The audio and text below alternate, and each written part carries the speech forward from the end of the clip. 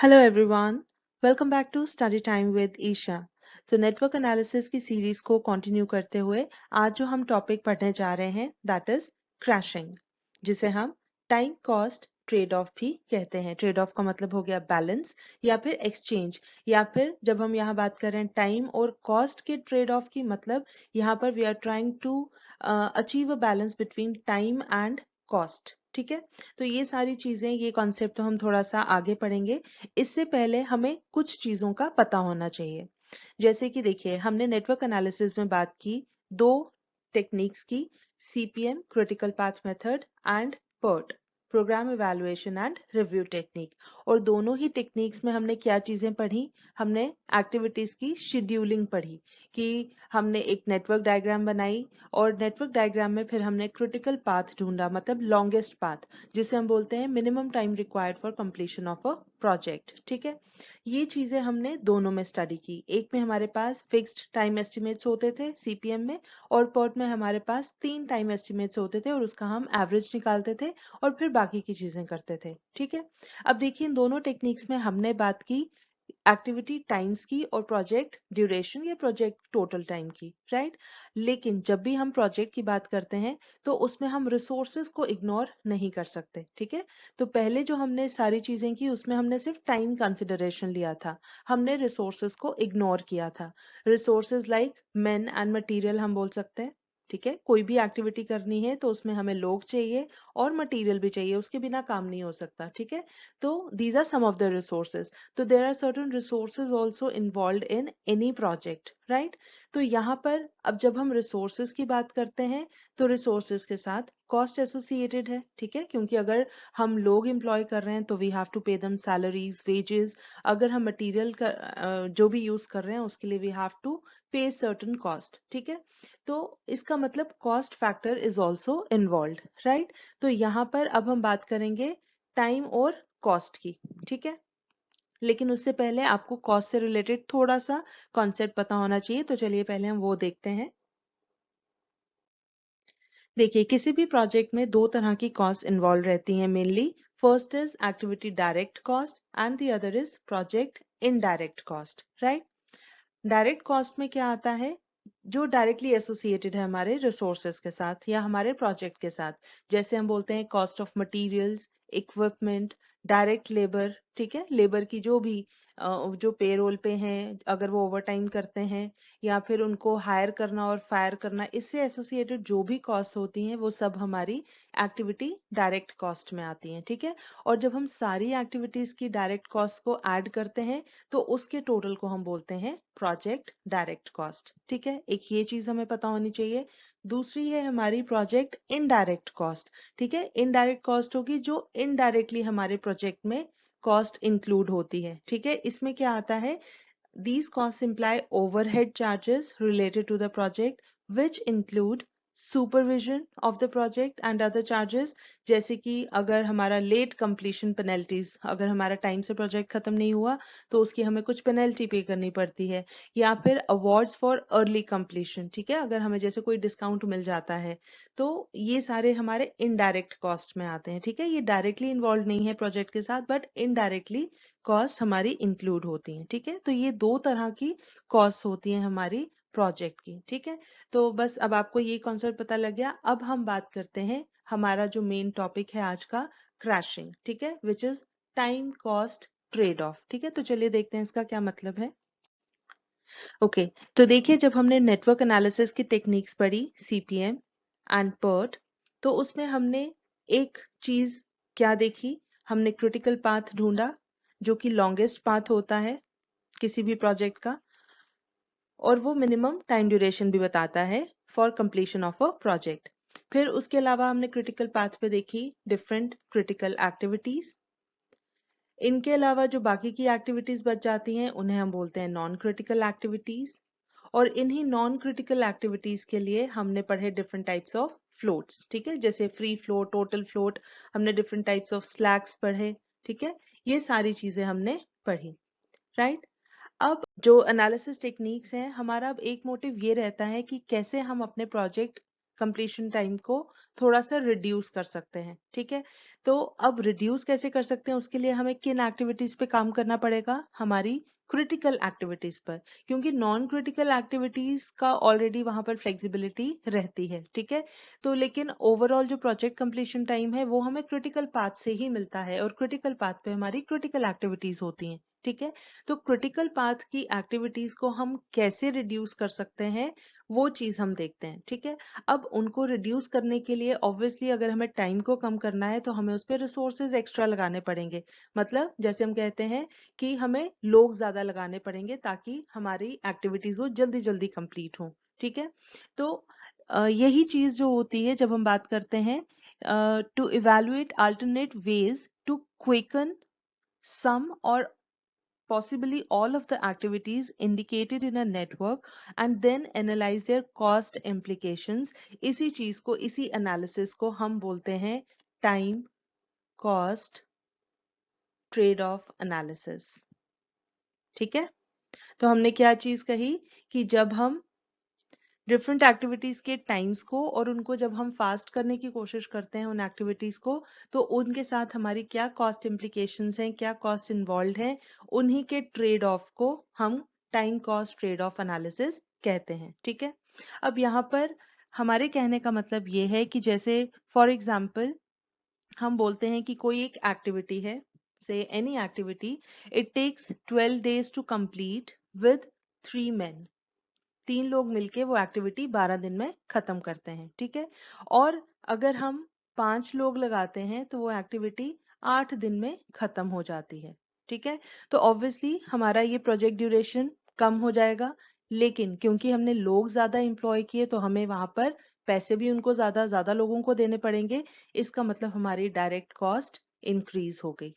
ठीक है, अब डायरेक्ट कॉस्ट इंक्रीज हुई है, इनडायरेक्ट कॉस्ट हमारी थोड़ी सी कम हो जाएगी। ठीक है, इनडायरेक्ट कॉस्ट क्यों कम हो जाएगी, जैसे हम बोलते हैं कि जो सुपरविजन टाइम था वो कम हो गया, कि एक बंदे को अगर हमने 10 घंटे के पैसे देने थे अब हम उसे 5 घंटे के या 6 घंटे के पैसे दे रहे हैं। ठीक है, तो सुपरविजन कॉस्ट कम हो गई, और अगर डिले हो सकता था प्रोजेक्ट में तो हमने उस डिले को बचा लिया, तो हमें पेनल्टी कोई पे नहीं करनी पड़ी। तो हमारी डायरेक्ट कॉस्ट इंक्रीज हो गई, इनडायरेक्ट कॉस्ट कंपैरेटिवली कम हो गई। ठीक है, तो कहने का मतलब ये है कि in general the more the time by which an activity time is required to be cut, उसमें उतने ज्यादा हमें रिसोर्सेज लगाने पड़ेंगे। जितने ज्यादा हम रिसोर्सेज लगाएंगे उतनी ज्यादा हमारी डायरेक्ट कॉस्ट इंक्रीज हो जाएगी। ठीक है, अब ऑब्वियसली हम अनलिमिटेड टाइम तक रिड्यूस नहीं कर सकते, क्योंकि एक फिक्स टाइम तो हमारी एक्टिविटीज का रहता ही रहता है कि इतना टाइम तो लगेगा ही लगेगा। ठीक है, फॉर एग्जाम्पल हम बोल रहे हैं चाय बनानी है। ठीक है, तो हम चाय बनाने में हमें पता है कि 10 मिनट लगते हैं।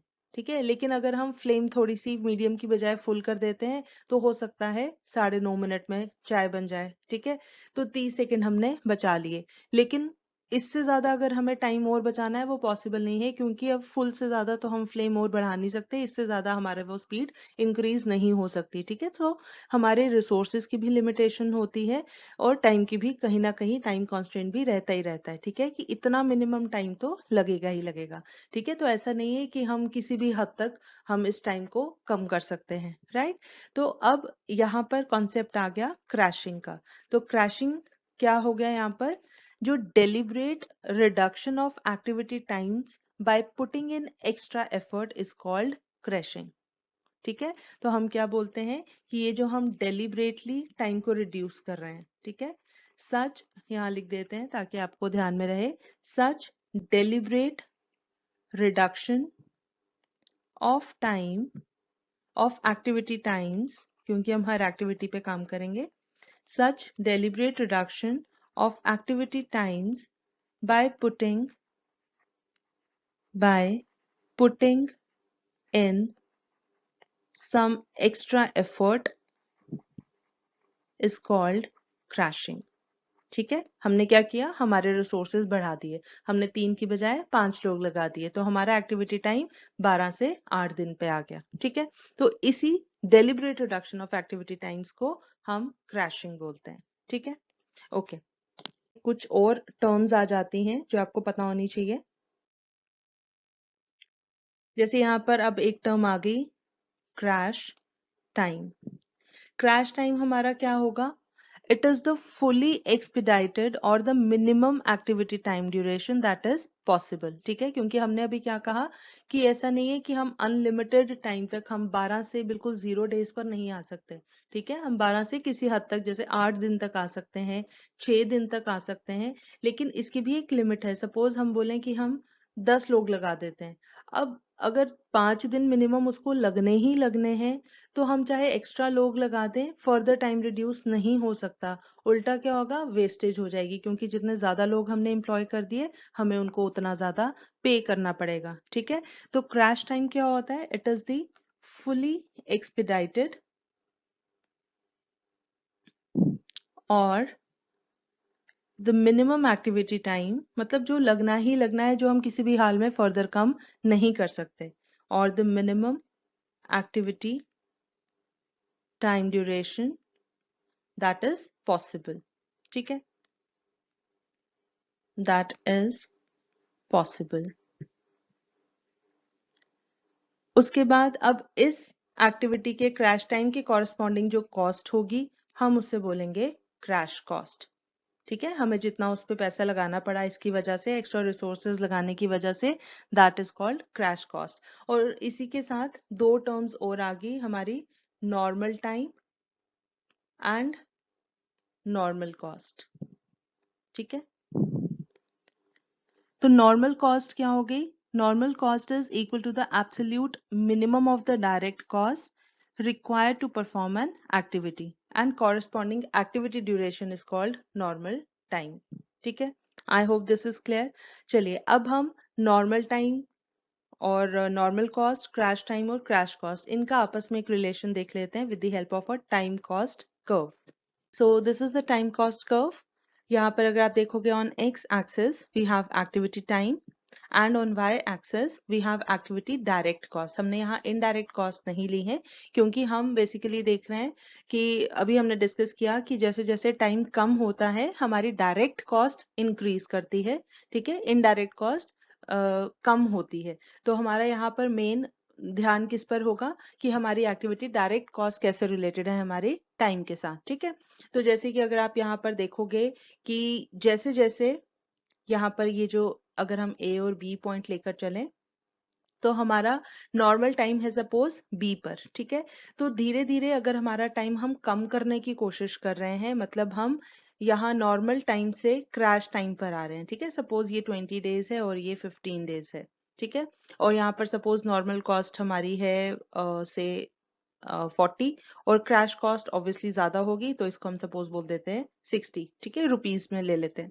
तो अगर हमारा 20 आवर्स या 20 डेज, कोई भी यूनिट ऑफ टाइम ले लो, तो 20 से अगर हम 15 पे ला रहे हैं, अपना टाइम ड्यूरेशन कम कर रहे हैं, तो उस पर हमारे ज्यादा रिसोर्सेज लग रहे हैं, तो हमारी कॉस्ट ऑब्वियसली इंक्रीज कर जाएगी। तो ये जो आप ऐसे कन्वेक्स कर्व देख रहे हैं, तो ये ग्रेजुअली हमारा इंक्रीज कर रहा है। ठीक है, तो इसका मतलब अगर हम टाइम को रिड्यूस करने की कोशिश कर रहे हैं, तो कॉस्ट हमारी इंक्रीज कर रही है। राइट, अब वैसे तो ये कन्वेक्स रिलेशनशिप होता है, मतलब ऐसा नहीं होता कि डायरेक्ट रिलेशनशिप होता है, तो लेकिन फॉर बेटर अंडरस्टैंडिंग, या बोल लो कि कैलकुलेशन पर्पसेस के लिए, तो हमारी जो एनालिसिस होता है उसको थोड़ा सा इजी बनाने के लिए हम एज्यूम कर लेते हैं that there is a linear relationship between time and cost. ठीक है, तो हम linear approximation of time cost relation लेते हैं, जो यहाँ पर आप ये डॉटेड लाइन से देख रहे हैं। ठीक है, यहाँ से हमें एक लीनियर रिलेशन पता लगता है। ठीक है, I hope this is clear. तो linear approximation of time cost relation के बाद अब हमारे लिए एक इंपॉर्टेंट चीज क्या है? हमारा इंक्रीमेंटल कॉस्ट। इंक्रीमेंटल कॉस्ट मतलब कैसे हमारी हर एक, फॉर जैसे हम अगर डेज की बात कर रहे हैं, तो पर डे के हिसाब से अगर हमने देखना हो कि एक एक दिन कम कर रहे हैं, तो पर डे के हिसाब से हमारी कॉस्ट कितनी इंक्रीज करती है। ठीक है, तो per unit reduction of time के साथ पर यूनिट कितनी कॉस्ट हमारी इंक्रीज होती है। ठीक है, तो ये इंक्रीमेंटल कॉस्ट कैसे कैलकुलेट करते हैं, उसके लिए हमारे पास फॉर्मूला है। देखिए, this is a formula. Incremental cost is equal to crash cost minus normal cost upon normal time minus crash time. ठीक है, तो आप इस तरह से याद रखो कि अगर हम कॉस्ट की बात कर रहे हैं तो न्यूमरेटर में आपने कॉस्ट लिखनी है, और क्योंकि क्रैशिंग की कॉस्ट ज्यादा होती है नॉर्मल कॉस्ट से, तो हमने पहले क्रैश कॉस्ट लिखना है और डिवाइड करना है टाइम के साथ, क्योंकि हम पर यूनिट ऑफ टाइम की बात कर रहे हैं। ठीक है, तो हम यहाँ सपोज लिख लेते हैं पर यूनिट ऑफ टाइम। इससे आपको याद रहेगा कि हमने न्यूमरेटर में कॉस्ट लेनी है, डिनोमिनेटर में टाइम लेना है, और क्योंकि नॉर्मल टाइम ज्यादा होता है क्रैश टाइम से, तो हम पहले नॉर्मल टाइम लिखेंगे फिर क्रैश टाइम। ठीक है, ये सिर्फ आपको याद रखने के लिए हेल्प करेगा। ठीक है, तो अगर हम बोलते हैं suppose for an activity, say for an activity crash, चलिए पहले normal time, normal cost, crash time and crash cost आपको गिवन है। ठीक है, suppose for an activity crash cost, तो suppose normal time and cost है आपका 12 days and normal cost is 500 rupees. ठीक है, और क्रैशिंग करने पर क्रैश टाइम हमारा ऑब्वियसली डिक्रीज हो जाएगा, सपोज वो हो जाता है 8 days, हम डेज की बात कर रहे हैं। ठीक है, और crash cost obviously cost increase करेगी, वो है 700 रुपीज। तो इंक्रीमेंटल कॉस्ट पर डे हमें कितनी मिलेगी, वो पड़ जाएगी हमें, क्रैश कॉस्ट हम लिखेंगे 700 minus normal cost is 500 upon normal time है 12 days, क्रैश टाइम है 8 days, तो ये हो जाएगा 200 upon 4 which is equal to 50। तो इसका मतलब इंक्रीमेंटल कॉस्ट पर डे कितनी हो गई, 50 रुपीज, राइट। तो जब हमें इंक्रीमेंटल कॉस्ट मिल गई, अब ये हमें किस चीज में हेल्प करेगी, देखिए quite naturally if one had the option of crashing from two or more activities, suppose आपके पास किसी स्टेज पर आकर आपको चूज करना है कि इन दोनों एक्टिविटीज में से पहले किसको क्रैश करें, तो ऑब्वियसली जिसकी कॉस्ट आपको कम पड़ रही होगी आप वो वाली क्रैश करोगे। ठीक है, तो activity with a relatively flat time cost curve would be more advantageous to choose. Flat time cost curve का मतलब है with the least incremental cost of crashing, वो चूज करेंगे। ठीक है, now once crashing cost per unit for each of the activities which can be crashed is obtained, एक बार हमें crashing cost मिल गई, then we can proceed to determine the extent to which the entire project can be crashed। जब हमें activities का crashing cost per unit time मिल गया, तो अब हम डिटर्मिन कर सकते हैं पूरे प्रोजेक्ट का कि किस एक्सटेंट तक हम पूरे प्रोजेक्ट को क्रैश कर सकते हैं, and the extent to which it should be crashed. ठीक है, ऑन इकोनॉमिक कंसिडरेशंस। ठीक है, ऐसा नहीं है कि सपोज हमें पता लगता है कि हम 12 से 6 दिन तक आ सकते हैं। ठीक है, लेकिन अगर 8वें दिन तक पहुंचने के बाद 8 से फर्दर 6 पर आने पे हमारी कॉस्ट बहुत ज्यादा इंक्रीज कर रही है, तो उस केस में हम वहीं पर रुक जाएंगे। ठीक है, तो हमने इकोनॉमिक कंसिडरेशंस को भी ध्यान में रखना है। Now the following points should be noted in this connection. Crashing के केस में, in crashing a project it is the activities on the critical path only that need to be considered। ठीक है, ये हम पहले भी डिस्कस कर चुके हैं कि नॉन क्रिटिकल एक्टिविटीज को क्रैश करने की जरूरत नहीं होती, क्योंकि अल्टीमेटली हमारा प्रोजेक्ट ड्यूरेशन कौन डिटर्मिन करता है, क्रिटिकल पाथ। तो क्रिटिकल पाथ की एक्टिविटीज को ही हमें क्रैश करना है। ठीक है, now critical path of the project में चेंज वाइल क्रैशिंग। ठीक है, तो क्रैशिंग के टाइम पर, क्योंकि हम ये डिफरेंट स्टेप्स में करेंगे, जब आगे एग्जाम्पल डिस्कस करेंगे तो ये आपको अच्छे से क्लियर हो जाएगा। तो फिलहाल के लिए आप ये पॉइंट्स याद रखिए कि क्रैशिंग करते टाइम डिफरेंट स्टेजेस पर ऐसा हो सकता है कि हमारा क्रिटिकल पाथ चेंज हो जाए। ठीक है, and lastly if at any stage of crashing there are multiple critical paths, अगर कहीं पर आ जाते हैं, then activities from each of the paths should be chosen for crashing।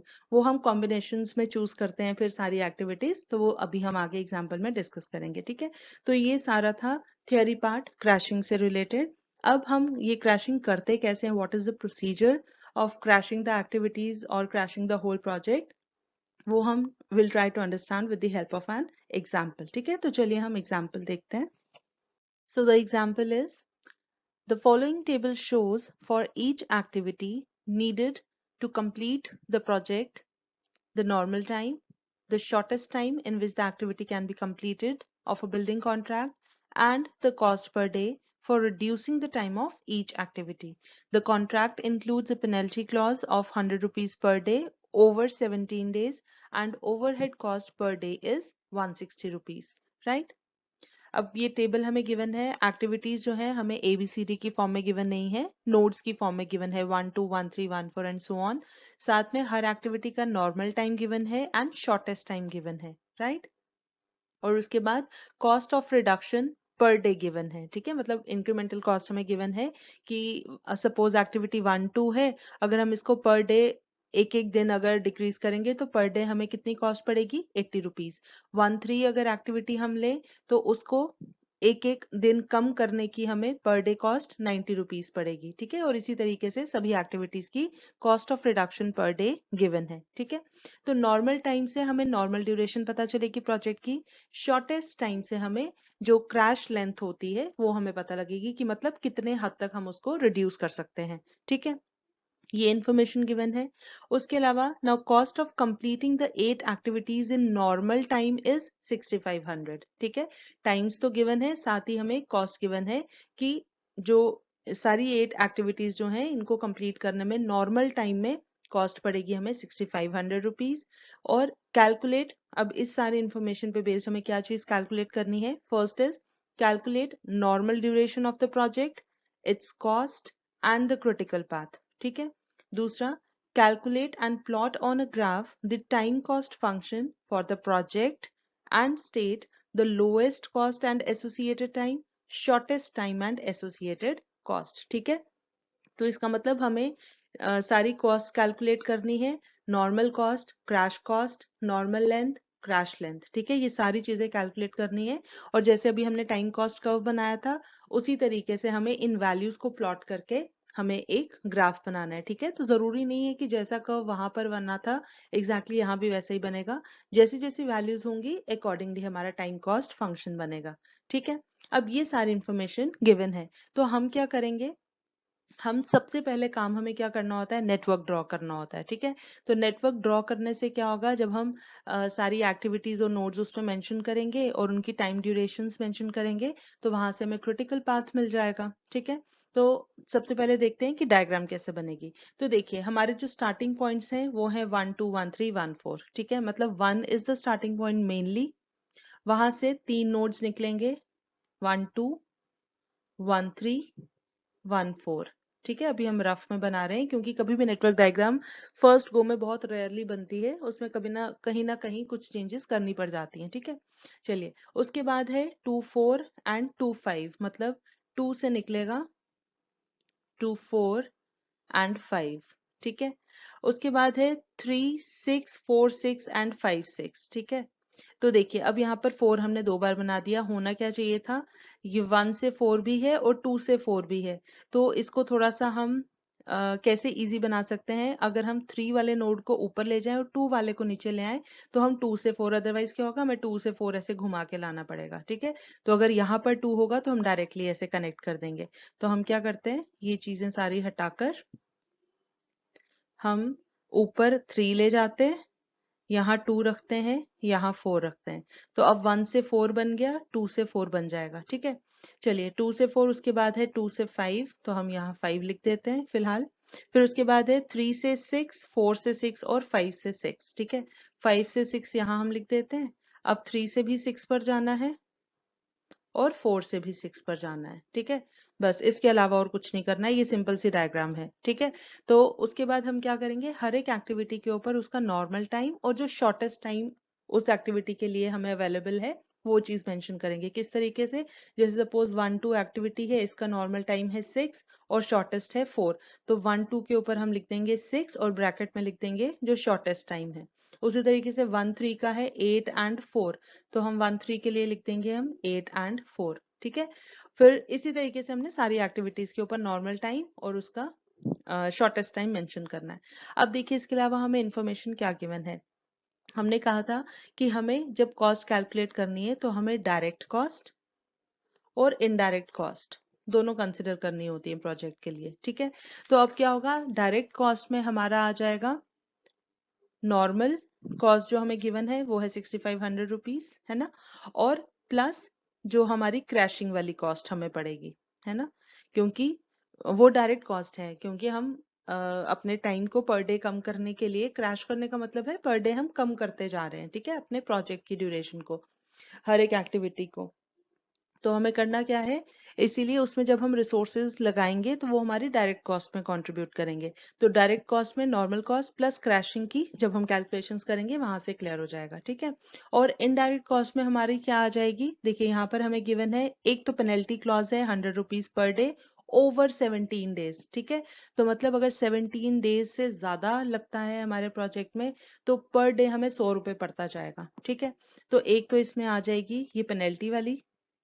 उसके अलावा ओवरहेड कॉस्ट है, ये भी हमारे इनडायरेक्ट कॉस्ट का पार्ट होता है। ये है पर डे के हिसाब से 160 रुपीज, ठीक है। मतलब ये टोटल नहीं है, जैसे आपको ये नॉर्मल टाइम का कॉस्ट ऑफ कंप्लीटिंग है ना 6500 नॉर्मल कॉस्ट जो है ये पूरे प्रोजेक्ट की गिवन है, ठीक है। यहाँ पर लेकिन पर डे की गिवन है overhead cost per day.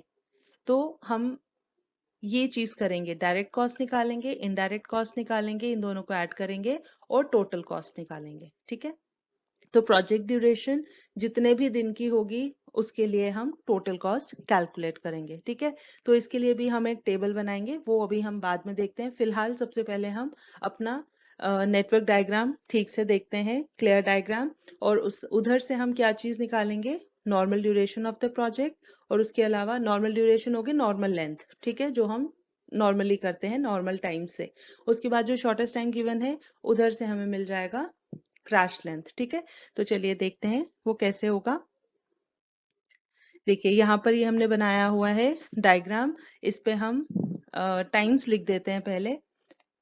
1-3 activity के लिए है 8 और 4, ठीक है। ब्रैकेट में हम शॉर्टेस्ट वाला टाइम लिख रहे हैं, ठीक है। 1-2 एक्टिविटी के लिए था 6 और 4, फिर 1-4 के लिए है 5 और 3, आप क्वेश्चन से मैच कर सकते हैं।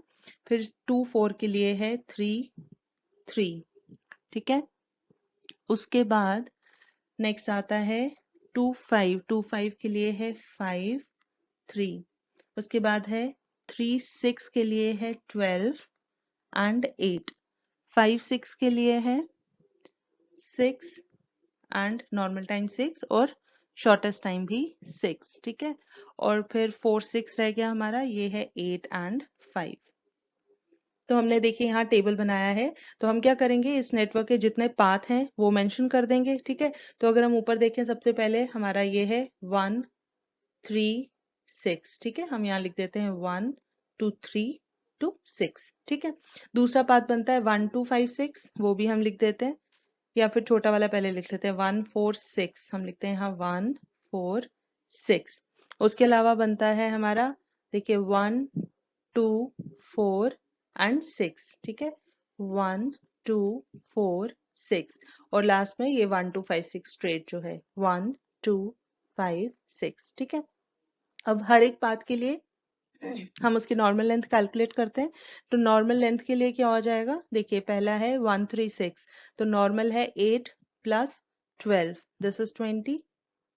उसके बाद साथ में इसकी क्रैश लेंथ देख लेते हैं, शॉर्टेस्ट टाइम है 4 एंड 8, ये हो गया 12, ठीक है। फिर है 146, तो 146 के लिए है हमारा 5 और 8, ये हो गया 8 प्लस 5 हो गया 13। और इसके शॉर्टेस्ट वाले हैं 3 एंड 5, 3 प्लस 5 इज 8। फिर नेक्स्ट आ गया 1 2 4 6, हम जरा इसको थोड़ा सा क्लियर करते हैं, बहुत ज्यादा हॉच पॉच लग रहा है। चलिए नेक्स्ट हमारा है 1 2 4 एंड 6, तो 1 2 4 6 में हमारा आ गया 6 प्लस 3 9, 9 प्लस 8 17, ठीक है। और इसी के अगर शॉर्टेस्ट टाइम्स देखें तो 4 प्लस 3 7 प्लस 5 12, राइट। और लास्ट में आ गया 1 2 5 6, तो 1 2 5 6 के लिए हमारे टाइम नॉर्मल टाइम्स क्या क्या है, वी हैव 6 प्लस 5 11, 11 प्लस 6 17। और उसके बाद शॉर्टेस्ट वाला अगर देखें 4 प्लस 3 7 प्लस 6 13, ठीक है। तो हमें नॉर्मल ड्यूरेशन पता लग गई और क्रैश लेंथ भी हमने हर एक एक्टिविटी की कैलकुलेट कर ली। तो अगर ओवरऑल प्रोजेक्ट का देखा जाए तो क्रिटिकल पाथ हमारा कौन सा होता है, लॉन्गेस्ट पाथ। तो अगर हम नॉर्मल लेंथ के हिसाब से चलें तो हमारा क्रिटिकल पाथ कौन सा है, लॉन्गेस्ट वाला है 20। ठीक है, तो 136 इज द क्रिटिकल पाथ। और अगर क्रैश लेंथ के हिसाब से देखें तो हमारा यहाँ लॉन्गेस्ट है 13, मतलब 1256 इज क्रिटिकल। ठीक है, this is the critical path. तो इसका मतलब, कहने का मतलब ये हुआ कि हम 20 से लेकर कहाँ तक रिड्यूस कर सकते हैं हमारे प्रोजेक्ट ड्यूरेशन को, 13th तक।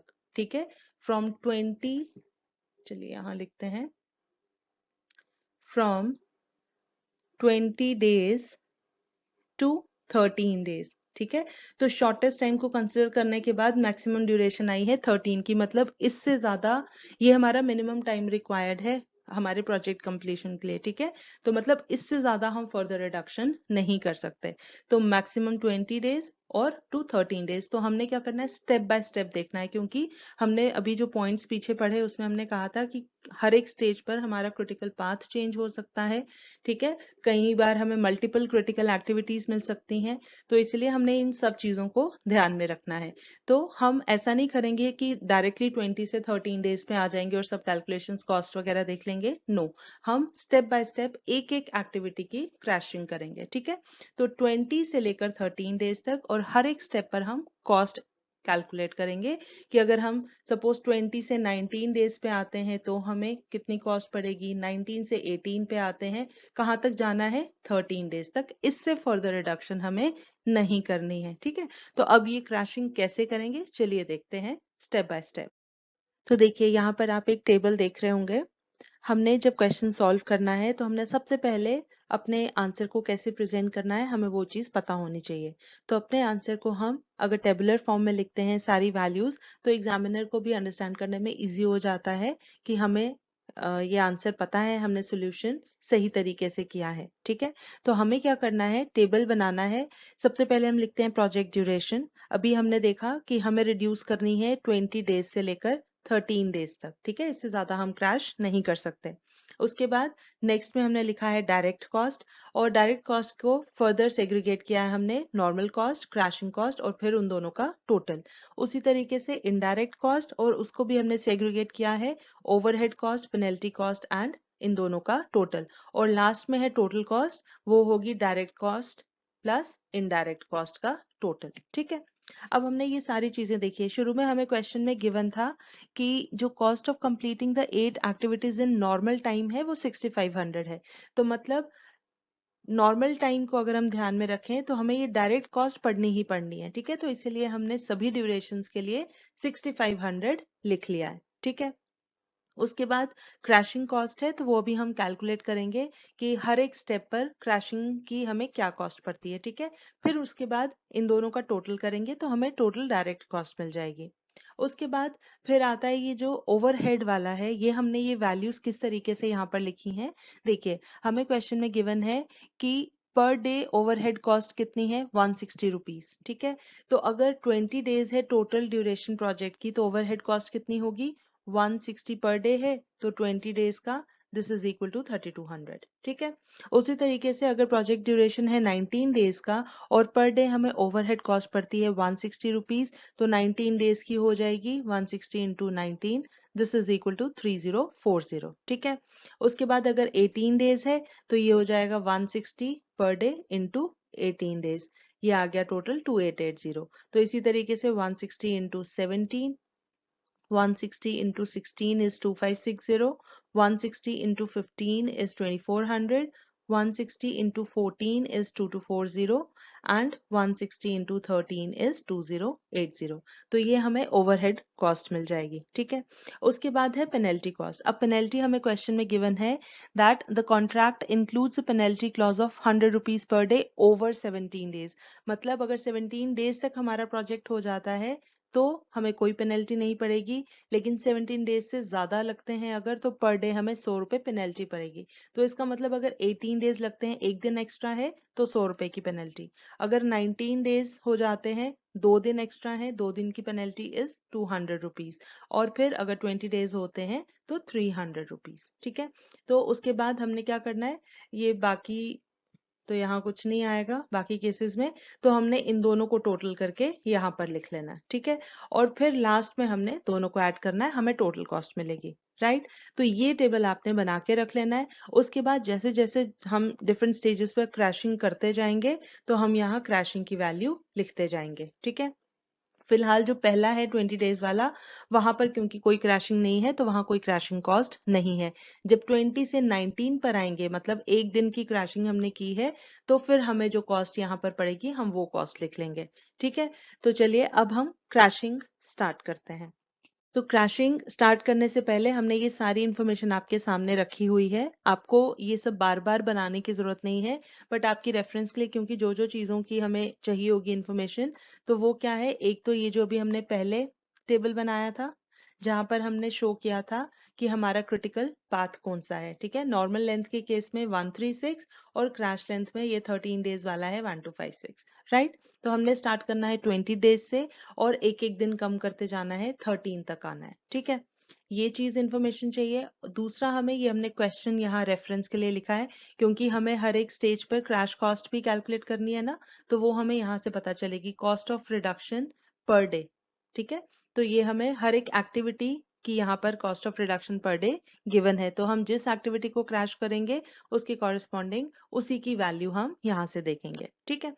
चलिए, अब ये जो हमने नेटवर्क बनाया था, तो फर्स्ट क्रैशिंग जब हमें करनी है तो हमें क्या करना है, देखिए। क्रैशिंग हमने कहा हम करते हैं क्रिटिकल एक्टिविटीज की, राइट। तो हम यहाँ लिख लेते हैं first first crashing, first crashing. हमें इसमें क्या करना है, क्रैश करना होता है हमें किसे, क्रिटिकल एक्टिविटीज को, ठीक है। अब सबसे पहले अगर हम देखें, हमारा क्रिटिकल पाथ है 136, ठीक है। कौन सा है, 1 3 एंड 36, ये दो हमारी क्रिटिकल एक्टिविटीज हैं। क्रिटिकल पाथ पे जो एक्टिविटीज होंगी वो क्रिटिकल एक्टिविटीज होंगी, ठीक है। अब हमने कहा था अगर हमारे पास क्रिटिकल एक्टिविटीज दो या दो से ज्यादा हैं तो हम उनको कंपेयर करते हैं, जहां पर इंक्रीमेंटल कॉस्ट कम होती है हम पहले उसको क्रैश करते हैं, राइट। तो अब हमारे पास दो एक्टिविटीज कौन कौन सी हैं, 13 एंड 36, ठीक है। अब देखिए 13 के लिए हमारी कितनी है cost of reduction per day, 90 rupees.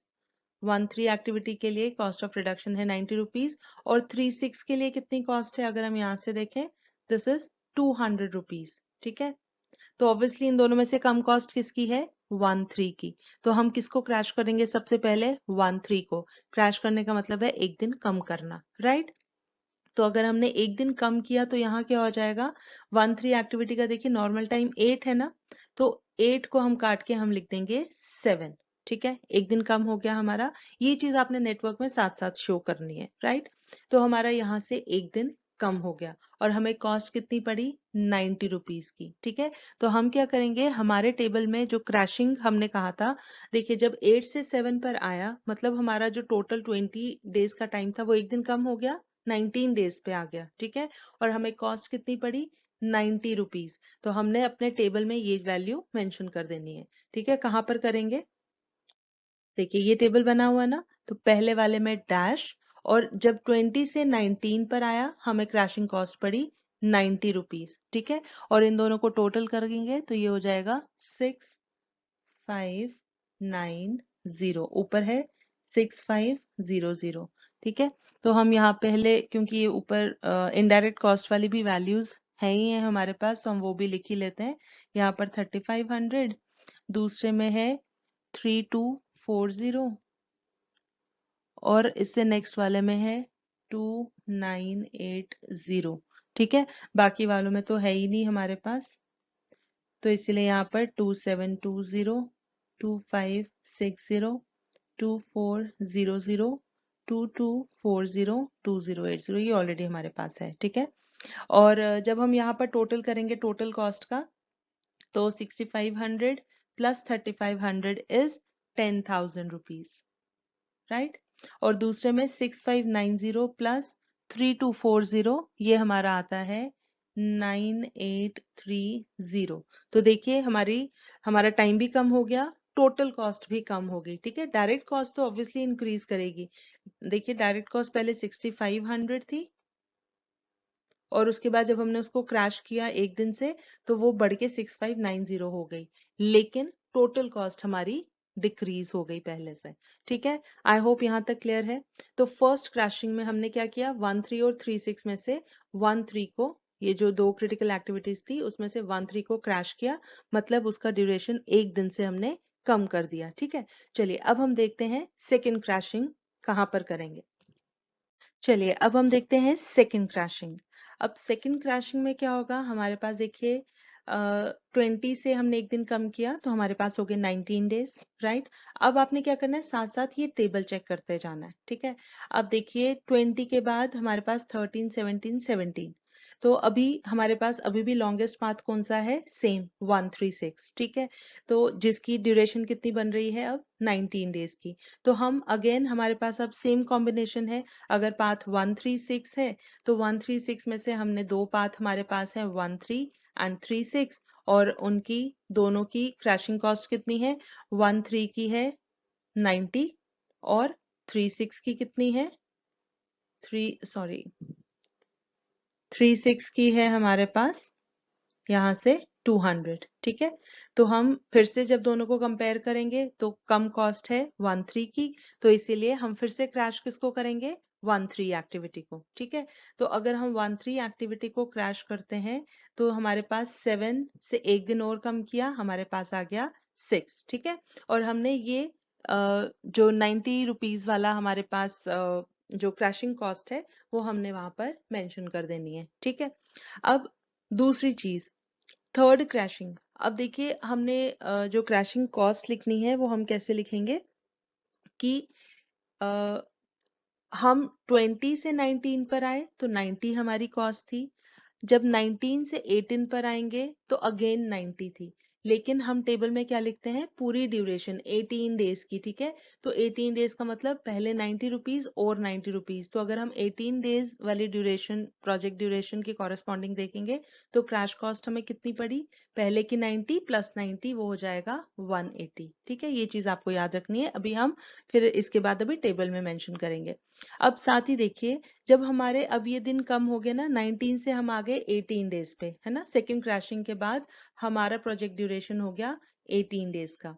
तो अभी भी अगर हम अगेन ये वाला टेबल देखें, पहला वाला, तो यहाँ पर अभी भी इसके कंपैरिजन में इससे ज्यादा अभी कहीं पर नहीं है। ठीक है, तो 18 डेज वाला ही अभी भी हमारा क्रिटिकल पाथ है, मतलब सेम 136।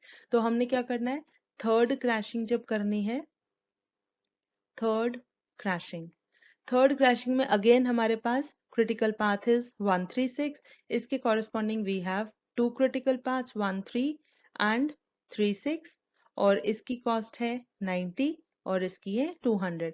तो अगेन इन दोनों में से कौन सा कंसिडर होगा, ये 90। ठीक है, तो 90 हमारी क्रैश कॉस्ट हो गई थर्ड क्रैशिंग पर, और हमने यहाँ से एक दिन और कम कर देना है, 6 से हम आ जाएंगे 5 पर। ठीक है, ये कटिंग आपको साथ साथ करनी है, क्यों करनी है वो अभी आगे आपको पता चलेगा। ठीक है, चलिए ये थोड़ा सा आपको हिंट दे ही देती हूँ। क्या होता है कि हम सपोज यहाँ पर एक नेक्स्ट स्टेप में आकर 5 से सपोज 4 पे आ गए। ठीक है, तो अब क्या होगा, अगर हमें यहाँ पर करना भी पड़ा तो हम 13 को फर्दर क्रैश नहीं कर सकते, क्योंकि इसका शॉर्टेस्ट टाइम 4 गिवन है। ठीक है, तो हम इससे फर्दर क्रैशिंग नहीं कर पाएंगे, जब एक बार 4 पे पहुंच गए तो will not be able to do further crashing, क्योंकि 4 is the minimum time required for activity 1 3 to complete. ठीक है, तो यही इसकी सिग्निफिकेंस है, इसीलिए हम ब्रैकेट में नॉर्मल टाइम के साथ क्रैश टाइम भी मेंशन करते हैं। ठीक है, तो फिलहाल अभी हम आ गए हैं यहाँ तक। ठीक है, तो हम पहले 8 से 7 पर आए, 7 से 6 पर आए, और 6 से 5 तक आ गए हम थर्ड क्रैशिंग में। ठीक है, तो हमारे पास क्रैश कॉस्ट कितनी हो जाएगी, अब अगर हम 18 से 17 डेज पर आ रहे हैं तो हमारी क्रैश कॉस्ट कितनी हो जाएगी, 90 प्लस 90 प्लस 90, ये हो जाएगा टोटल 270। ठीक है, जब हम इस स्टेज पर पहुंच गए 17 डेज पर, फिर हमें फिर से ये टेबल चेक करना है, पहले वाला। ठीक है, ये टेबल फिर से देखेंगे, तो अब हम देखेंगे कि हमारे पास दो पाथ और हैं जिनका टोटल ड्यूरेशन 17 है। ठीक है, तो इसका मतलब अब हम सिर्फ 136 वाले को क्रिटिकल नहीं मानेंगे, अब हमारे पास 136 भी है, 1246 भी है, 1256 भी है, मतलब हमें इसकी इन तीनों पाथ्स की एक्टिविटीज को कंसिडर करना है, ठीक है। अब वो कैसे करेंगे, हम इनके कॉम्बिनेशंस बनाते हैं, ठीक है। तो अब नेक्स्ट स्टेज वाली क्रैशिंग पे जाने से पहले हम ये वैल्यूज लिख लेते हैं हमारे टेबल में। देखिए यहाँ पर अब क्या हो जाएगा, जब हम 18 डेज पर आए तो 90 प्लस 90 हो जाएगा 180, और फर्दर जब फिर से 90 हुआ था तो 180 प्लस 90 इज 270, ठीक है। तो जब इनको टोटल करेंगे 6500 plus 180 is 6680, and 6500 plus 270 is 6770, ठीक है। तो यहाँ पर हमने ये लिख रखी थी, इनडायरेक्ट कॉस्ट हमारी है 2980, और इसमें 6680 हम ऐड करेंगे तो ये हमारा आ जाएगा 9660, ठीक है। और नेक्स्ट वाले में आ जाएगा 9490, ठीक है। ये कैसे आया है, 2720 और 6770 को ऐड करके, ठीक है। तो ये हमारा हो गया थर्ड क्रैशिंग तक। अब हमें देखना है कि फोर्थ क्रैशिंग हम कैसे करेंगे। ये थोड़ा सा कॉम्प्लिकेटेड होगा, तो इसलिए बहुत केयरफुली इस चीज को समझें। चलिए देखते हैं अब हम फोर्थ क्रैशिंग कैसे करेंगे। इसको आप बहुत ही ध्यान से देखें। देखिए हमने क्या कहा, अभी हम पहुंच गए हैं 17 डेज पर, ठीक है। तो इसका मतलब हमारे पास 17 डेज 136 के भी 17 रह गए हैं, और उसके अलावा दो और पाथ हैं जिनका जो नॉर्मल लेंथ है दैट इज 17। इसका मतलब अब हम इन तीनों को एक साथ कंसिडर करेंगे, ठीक है। अगर हम बात करें 136 की, फिर है 1246, एंड देन वी हैव 1256। तो हमने क्या कहा था, जब हमारे पास एक से ज्यादा क्रिटिकल पाथ होगा तो हमने सारे क्रिटिकल पाथ एक साथ कंसिडर करने हैं, और वो कंसिडर करने के लिए हम क्या करते हैं, उनकी एक्टिविटीज के कॉम्बिनेशंस या पेयर्स बनाते हैं, ठीक है। और वो पेयर्स कैसे बनते हैं, हमने तीनों में से एक एक एक्टिविटी लेनी है साइमल्टेनियसली, ठीक है। अब वो किस तरीके से लेंगे, देखिए अगर हम 136 की बात करें, हमारे पास कौन कौन सी एक्टिविटीज है, 13 एंड 36, ठीक है। अगर हम 1246 की बात करें तो पाथ 1246 अगर देखो तो हमारे पास है 1224 एंड 46, ये तीन एक्टिविटीज आती हैं। और अगर हम 1256 की बात करें तो 1256 में हमारे पास कौन सी एक्टिविटीज हैं, 1225 एंड 56, ठीक है। अगर अब हमें इनके कॉम्बिनेशंस बनाने हैं, कॉम्बिनेशंस मतलब हमें हर एक में से एक एक्टिविटी चूज करनी है। तो अगर हम स्टार्ट करें, देखिए पहला कॉम्बिनेशन बनता है, हम लेते हैं फर्स्ट में से 13, और इस तरीके से कॉम्बिनेशंस बनाते हैं। देखिए एक कॉम्बिनेशन बनेगा 13, फिर दूसरे से हमने लिया 12, तीसरे से भी लिया 12, ठीक है। फिर उसके बाद हम दूसरा बनाते हैं, पहले से लेते हैं 13, देखो 13, फिर दूसरे से लेते हैं 12, और फिर तीसरे से लेते हैं 25, ठीक है। उसके बाद तीसरा कॉम्बिनेशन बनाते हैं 13, देन 12, और तीसरे में से 5 6, ठीक है। ये बन गए तीन कॉम्बिनेशंस। उसके बाद फिर 13, फोर्थ कॉम्बिनेशन, अगेन 13 लेते हैं। अब दूसरे में से तो हमने 12 ही लिया था ना, अभी ये भी रहता है 24 एंड 46, तो हमारे बनेगा 13, फिर 24, और फिर तीनों तीसरे के तीनों एक एक करके कंसिडर करते हैं, 12, फिर बनेगा 13, 24 एंड 25, फिर उसमें से 13, 24 एंड 56, ठीक है। उसके बाद फिर कॉम्बिनेशंस बनाते हैं। अब हमने बनाया 13 12 के साथ, 1324 के साथ, अब बनाने हैं 1346 के साथ, ठीक है। तो सेवेंथ कॉम्बिनेशन बनेगा 1346, और तीसरे का 12, फिर उसके बाद 134625, और नाइन्थ का है 1346 एंड 56, ठीक है। चलिए ये हो गया। अब इसी तरीके से देखिए 9 कॉम्बिनेशंस हमारे बनेंगे। अभी 13 लिया था पहले का, अब 36 के साथ हमारे सारे कॉम्बिनेशंस बनेंगे, ठीक है। उसमें से पहले हम एक चीज देख लेते हैं। देखिए चलिए पहले कॉम्बिनेशंस ही बनाते हैं। तो हम बना लेते हैं 10th कॉम्बिनेशन, हमारे पास यहाँ स्पेस थोड़ी कम पड़ रही है।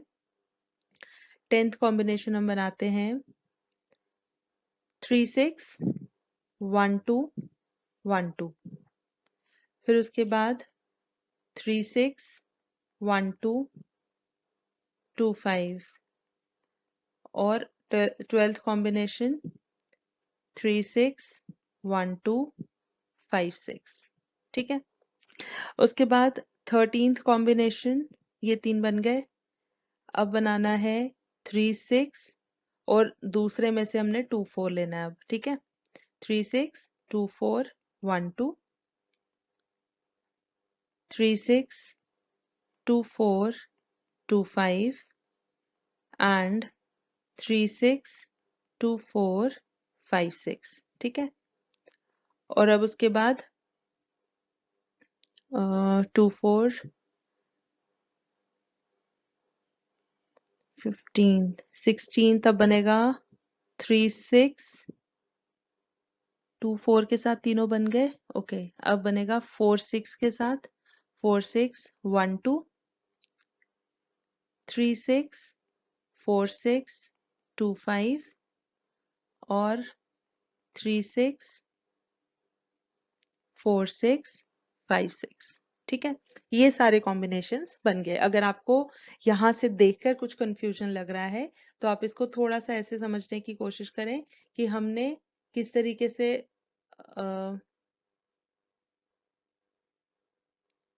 हमने क्या करना है। वैसे तो कॉम्बिनेशंस बनाना मुश्किल काम नहीं है, बट यहाँ देखकर आपको हो सकता है कॉम्प्लिकेटेड लग रहा हो। तो आपने सिंपली क्या करना है कि 1 3 6 है, इसके दो हैं 1 3 और 3 6, तो 1 3 के साथ कुछ कॉम्बिनेशंस बनने हैं और कुछ कॉम्बिनेशंस 3 6 के साथ बनने हैं। ठीक है, फिर 1 3 के साथ कॉम्बिनेशंस कैसे बनेंगे, 1 3 और 1 2 का और उसके साथ ये तीनों। ठीक है, तो चलिए अब मैं ज्यादा नहीं बोलूंगी क्योंकि इसमें और ज्यादा कंफ्यूजन हो जाएगा। तो ये कॉम्बिनेशंस हमने बना लिए। अब हमने क्या चीज नोटिस करनी है, देखिए यहाँ पर हमारे पास ये जो 5 6 वाला है इसको हम क्रैश नहीं कर सकते क्योंकि इसका नॉर्मल टाइम भी 6 है और मिनिमम टाइम जो है क्रैशिंग वाला वो भी 6 ही है। इसका मतलब हम इसमें क्रैशिंग नहीं कर सकते। तो इसका मतलब ये हुआ कि हमारे इन सभी कॉम्बिनेशंस में जहां जहां 5 6 होगा हम उनको कंसिडर नहीं करेंगे। ठीक है, जैसे देखिए अगर हम पहले से स्टार्ट करें तो ये थर्ड वाले में 5 6 है, हर एक के थर्ड वाले में 5 6 आपको मिलेगा। ठीक है, तो वो वाला कॉम्बिनेशन हमने यूज ही नहीं करना है। ठीक है, तो उसके बाद ये 5 6 यहाँ पर है, 5 6 यहाँ पर है और 5 6 यहाँ पर है। ठीक है, ये सारे हट गए। उसके बाद अब अगर हम पहला वाला देखें 1 3 1 2 1 2, ठीक है, तो हमने इसमें एक ही बार 1 2 करना है कंसिडर, दूसरी बार नहीं करना है। ठीक है, क्योंकि वो सेम चीज है। राइट, उसके अलावा हम देखते हैं कि और कौन सा है। देखिए 2 4 अगर हम देखें कहीं पर आ रहा है क्योंकि 2 4 का भी 3 3 है ना, इसका नॉर्मल टाइम और क्रैश टाइम सेम है तो इसको भी हम क्रैशिंग नहीं कर सकते। तो इसीलिए इन सभी कॉम्बिनेशंस में जहां जहां 2 4 होगा हम वो भी हटा देंगे। ठीक है, तो ये 2 4 हट गया। फिर उसके बाद और अच्छा ये तो तीनों ही 2 4 वाले सारे चले गए। यहाँ पर भी ये 2 4 2 4 और तीसरा पहले ही कट चुका है। और कहाँ पर है 2 4, और कहीं पर भी नहीं है। ठीक है, चलिए उसके बाद अब हम देख लेते हैं और कहीं पर ऐसा है जहां पर ये चीज पॉसिबल नहीं है। 12 8 8 5 5 3 5 3, चलिए और कहीं पर ऐसा नहीं है। इसके अलावा अब हम देखते हैं कि और क्या चीज नहीं हो सकती है या कोई चीज अगर रिपीट हो रही है। ठीक है, तो अगर हम देखें हमारे पास 1 3 1 2 आ गया, 1 3 1 2 1 3 1 2 एंड 2 5। चलिए देखिए अगर हम देखते हैं पहले वाला हम कंसिडर करेंगे 1 3 1 2, ठीक है, ये अलग अलग पाथ पर है। फिर अगर हम दूसरा कॉम्बिनेशन देखते हैं 1 3 1 2 2 5, तो अब हम ये कंसिडर नहीं कर सकते। क्यों नहीं कर सकते, क्योंकि 1 3 1 2 तो अलग अलग पाथ पर है लेकिन 1 2 और 2 5 एक ही पाथ पर है ना, 1 2 2 5। तो हमने एक पाथ की एक ही activity at a time consider करनी है, तो इसीलिए हम ये सेकंड वाला भी कंसिडर नहीं करेंगे, हमारा ये कॉम्बिनेशन भी कैंसिल हो गया। ठीक है, चलिए अब देखते हैं उसके बाद नेक्स्ट हमारा कौन सा आता है। हमने हर एक कॉम्बिनेशन को इसी तरीके से चेक करना है। चलिए उसके बाद है 1 3 4 6 एंड 1 2। तो 1346 एंड 12। अब यहाँ पर देखिए 12 और 46 ये दोनों हमारे पास 1246 भी है ना क्रिटिकल पाथ। तो अगेन हमारे एक ही पाथ की दो एक्टिविटीज आ गई, तो हमने ये कंसिडर नहीं करना है, ठीक है। उसके बाद नेक्स्ट है 134625। तो 1346 एंड 25 ये हम कंसिडर कर सकते हैं, ठीक है। तो हम इनको जरा हाईलाइट कर लेते हैं। पहले वाला कंसिडर करना है, उसके बाद 134625 ये कंसिडर करना है। चलिए उसके बाद हम नेक्स्ट देखते हैं। 9 तक हो गया, फिर 10। देखिए 361212, तो इसमें से हमने एक ही 12 कंसिडर करना है, ठीक है, और दोनों अलग अलग पाथ पर हैं तो ये काम हो जाएगा। उसके बाद नेक्स्ट अगर हम देखें, देखिए 361225, तो 12 और 25 सेम पाथ पर आ रहे हैं, तो इसीलिए ये कॉम्बिनेशन भी हम चेक नहीं करेंगे। उसके बाद नेक्स्ट हमारा 15 16 वाला है, तो 3646 एंड 12। तो अगर हम यहाँ से देखें 3646 एंड 12। अब देखिए 1246 क्रिटिकल पाथ है, तो 12 और 46 सेम पाथ की दो एक्टिविटीज आ गई, तो इसलिए हम ये कंसिडर नहीं कर सकते, ठीक है। फिर आ गया हमारा 3646 एंड 25।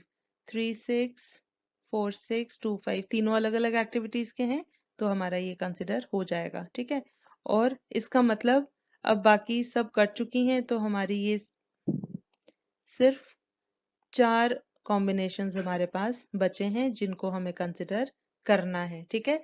बाकी सारे हमारे ये चीजें कट गई। तो आपको अब पता चल गया हमने किन किन चीजों का ध्यान रखना है।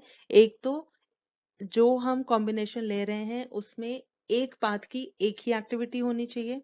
दूसरा हमने देखना है कि कहाँ कहाँ पर नॉर्मल और क्रैश टाइम सेम है, क्योंकि वहां पर हम क्रैशिंग नहीं कर पाएंगे, तो जहां जहां वो कॉम्बिनेशन में वो एक्टिविटी आएगी वो हम कंसिडर नहीं करेंगे, ठीक है।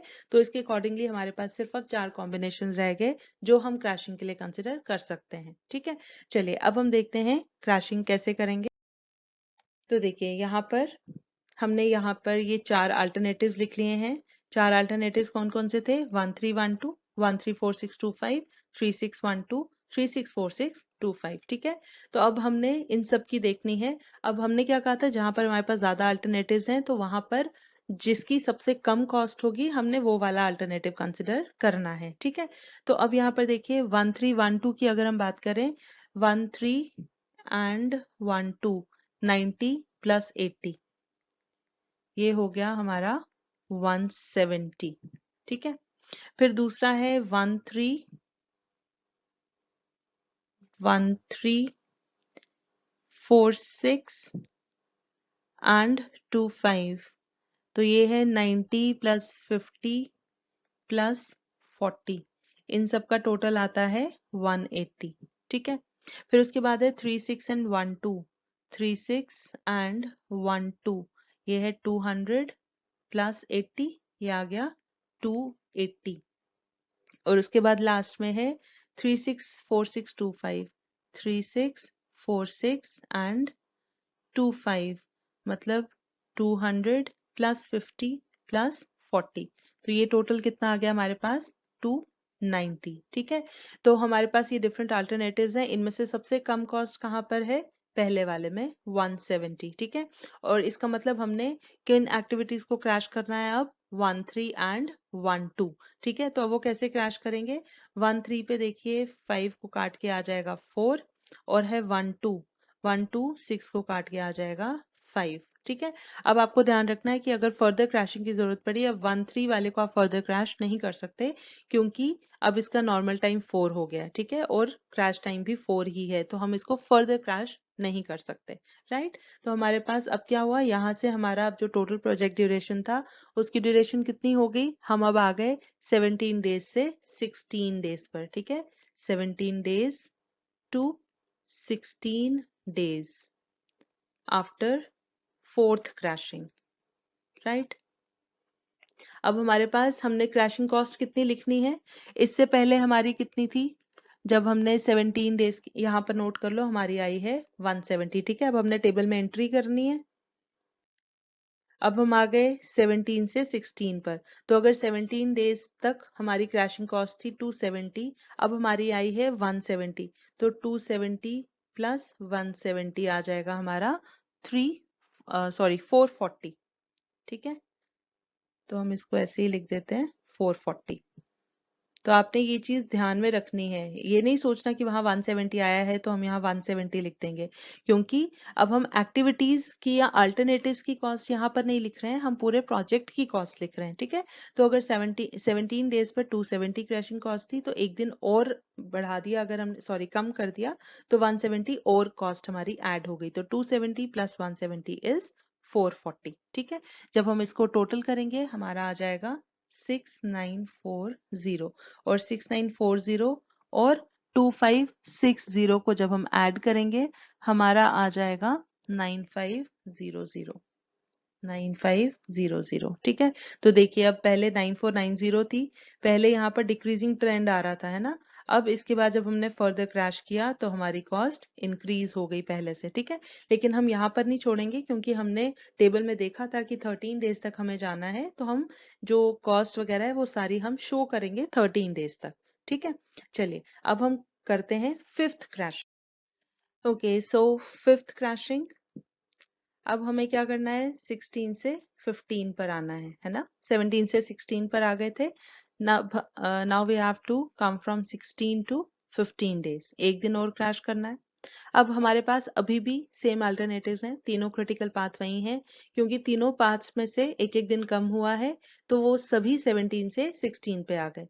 अब वही तीन पाथ हैं, वही हमारे पास सेम चार अल्टरनेटिव्स रहेंगे, लेकिन उन चार अल्टरनेटिव्स में से अब एक प्रॉब्लम ये हो गई है कि 13 जो है, 134 पे पहुंच गया है ना, इसको हम फर्दर क्रैश नहीं कर सकते।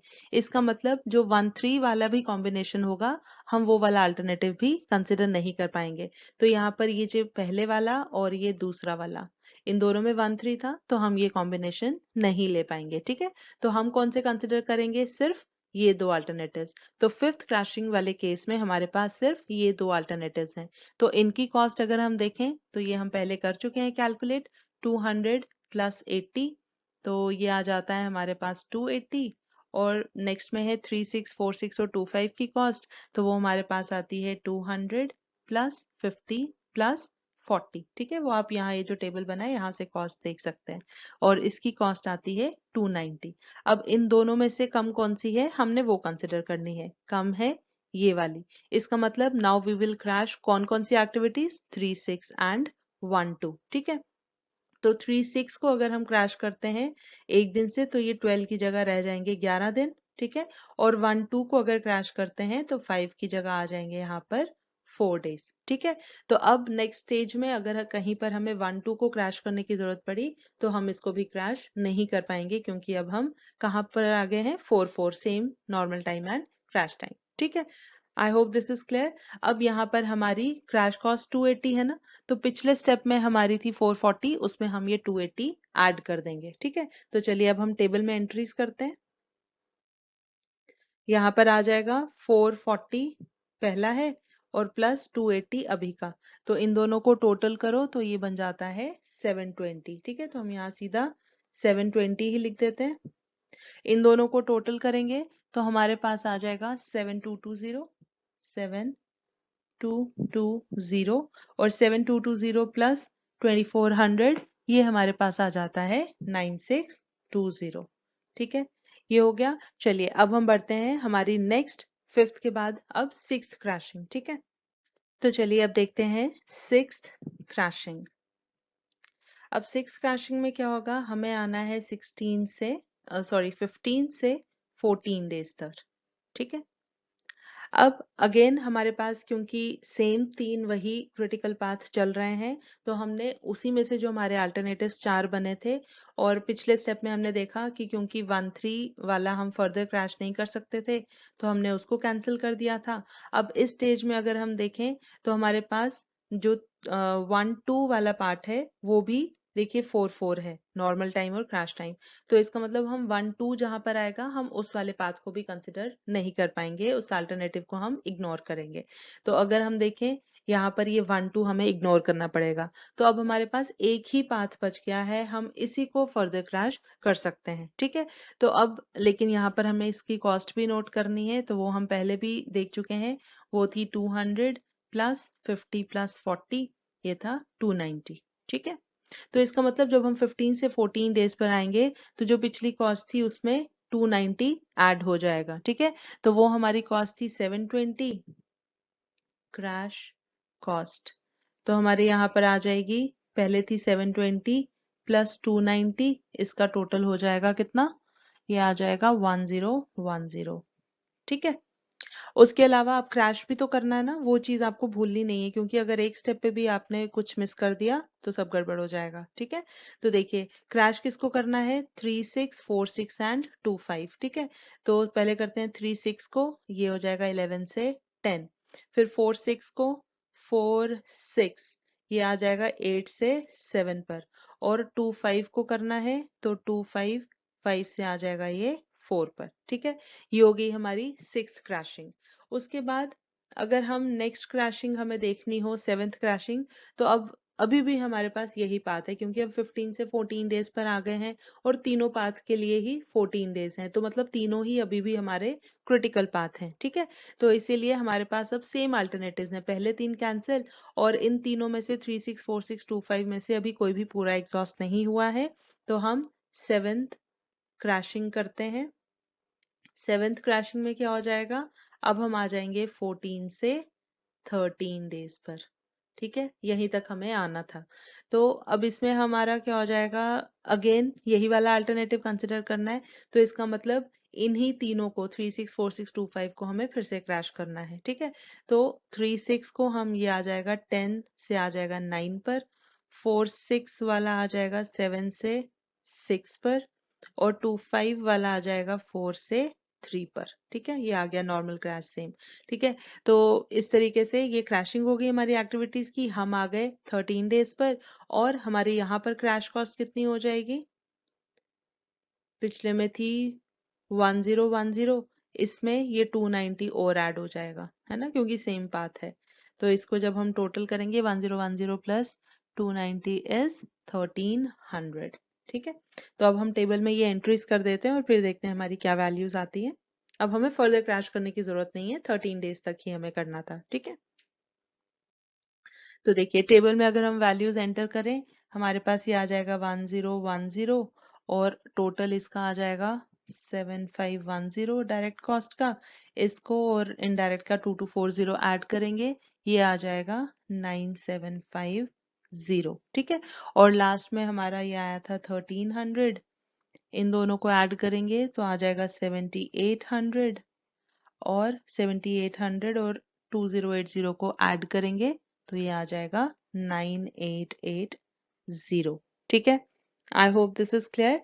तो चलिए, हमने सारा जितना भी कैलकुलेशन पार्ट था वो कंप्लीट कर लिया है, और अब हमारा क्या पार्ट रह गया, सिर्फ हमें इन वैल्यूज को प्लॉट करना है। ठीक है, तो हम वो प्लॉट करके आपको ग्राफ दिखा देते हैं किस तरह का दिखेगा। तो ये हमारा फाइनल टेबल है। ग्राफ से पहले हम एक बार टेबल देख लेते हैं, उसकी सारी वैल्यूज। तो देखिए यहाँ पर हमने हाईलाइट कर रखा है, this is the lowest cost and this is the time associated with it, that is 17 days project duration, and 13 this is the shortest time,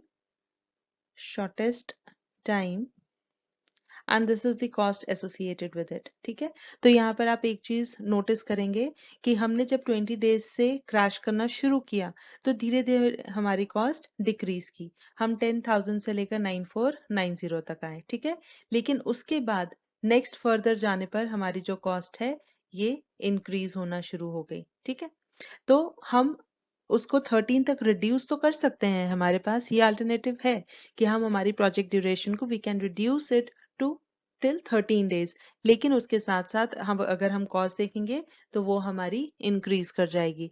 obviously 20 के कंपैरिजन में, 20 डेज के कंपैरिजन में तो कम ही है, लेकिन फिर भी वो ज्यादा है। ठीक है, तो lowest cost is at 17 days, मतलब ये हमारी ऑप्टिमल ड्यूरेशन है। ठीक है, 17 days is the optimal duration जहां पर हमारी कॉस्ट सबसे कम है। ठीक है, अब इसी चीज को अगर हम ये पूरे वैल्यूज को अगर हम प्लॉट करें हमारे ग्राफ के ऊपर, अगर हम टाइम और कॉस्ट का रिलेशनशिप देखें तो वो कर्व कुछ इस तरह से बनेगा। देखिए दिस इज द कर्व, हमने सारी वैल्यूज यहाँ प्लॉट की हैं। हमारे पास देखिए एक्स एक्सिस पे हमने टाइम ड्यूरेशन रखी है और वाई एक्सिस पर प्रोजेक्ट कॉस्ट। ठीक है, तो यहाँ पर अगर आप देखेंगे कि 20 डेज तो हमारा ये नॉर्मल टाइम है यहाँ पर, दैट इज 10,000। फिर अगर हम अपना टाइम को कम करना शुरू करते हैं तो 17 डेज पर हमें लोएस्ट कॉस्ट मिलती है। फर्दर क्रैश करने पर अगर हम 13 डेज तक आते हैं तो हमारी कॉस्ट देखिए धीरे धीरे बढ़ रही है और 13 डेज के corresponding this is the cost. ठीक है, तो ये सारी चीजें जो हमने पहले टेबुलर फॉर्म में थी वो हमने यहाँ पर ग्राफ पर प्रेजेंट की है, तो ग्राफ में देखने से ज्यादा इजीली चीजें पता चल जाती हैं। ठीक है, तो इसीलिए हम 17 को बोलेंगे this is the optimal duration. ठीक है, लेकिन अगर हम लीस्ट टाइम कॉस्ट पॉइंट की बात करें वो है हमारा 13। ठीक है, और अगर कॉस्ट टाइम पॉइंट की बात करें तो 17 पे लीस्ट कॉस्ट है। देखिए इसीलिए यहाँ पर देखिए लीस्ट टाइम कॉस्ट और लीस्ट कॉस्ट टाइम, तो आपने कंफ्यूज नहीं होना है। ठीक है, तो जब least cost and the associated time की अगर हम बात करें तो ये पॉइंट है, अगर हम लीस्ट टाइम और एसोसिएटेड कॉस्ट की बात करें तो वो ये पॉइंट है। ठीक है, I hope this is clear. चलिए, तो with this the concept of crashing is over. हमारी तरफ से इतना ही। हमने कोशिश की है कि आपको इसके सारे कॉन्सेप्ट्स अच्छे से क्लियर हों। तो इसके बाद भी अगर आपको कोई भी डाउट रहता है तो आप कमेंट सेक्शन में पूछ सकते हैं। तो फिलहाल आज के लिए हमारी तरफ से इतना ही। I take you leave. मगर जाने से पहले अगर आपको ये वीडियो पसंद आई हो तो इसे लाइक ज़रूर करें, अपने जानने वालों के साथ ज़्यादा से ज़्यादा शेयर करें। और हाँ, अगर आपने अभी तक इस चैनल को सब्सक्राइब नहीं किया है तो प्लीज़ इसे सब्सक्राइब ज़रूर करें। हम जल्दी हाजिर होंगे एक नए कॉन्सेप्ट के साथ। तब तक के लिए टेक केयर, बाय बाय।